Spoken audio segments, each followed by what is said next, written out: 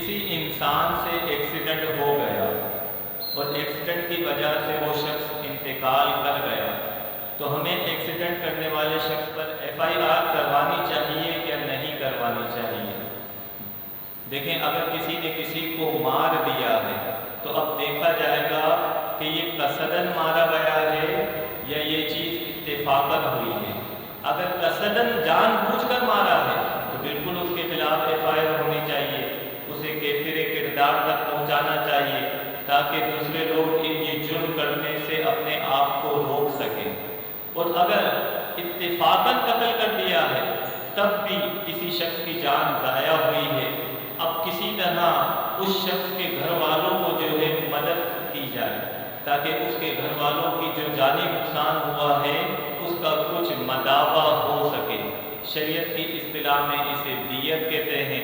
آپس میں صلح کر جتنا بھی وہ شخص تعاون کر سکتا ہے وہ دلوایا جائے تاکہ جس شخص کی جان ضائع ہوئی ہے اس کے گھر والے محروم نہ رہ جائیں۔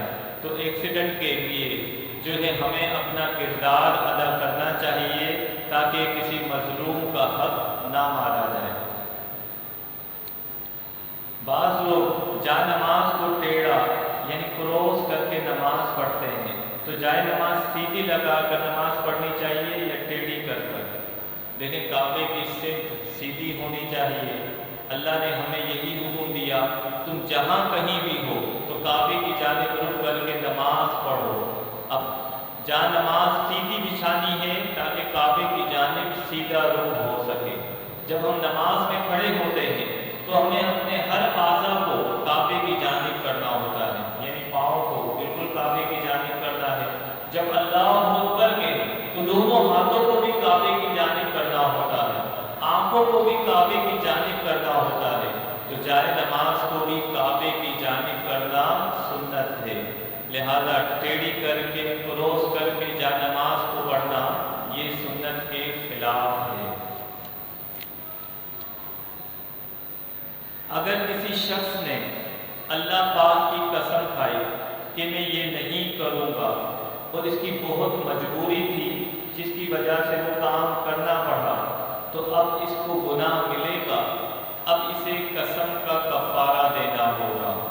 قسم کھائی تھی یہ عمل نہیں کروں گا، اب مجبوراً وہ عمل کرنا پڑ گیا، تو اب اللہ نے اس کے لیے کفارہ بیان کیا ہے۔ کفارہ کیا ہے؟ 10 مسکینوں کو صبح و شام کا کھانا کھلانا ہے، یا پھر اوسط درجے کے کپڑے پہنانے ہیں، اگر طاقت نہیں ہے تو پھر 3 روزے رکھنے ہیں۔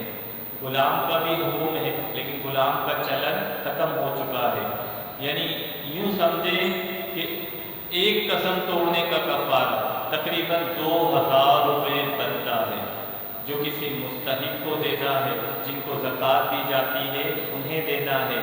لہذا اگر کسی شخص نے قسم توڑ دی ہے تو اب اسے کفارہ بھی دینا چاہیے، اللہ سے اپنی معافی بھی مانگنی چاہیے کہ اللہ مجھ سے یہ غلطی ہو گئی، تو انشاءاللہ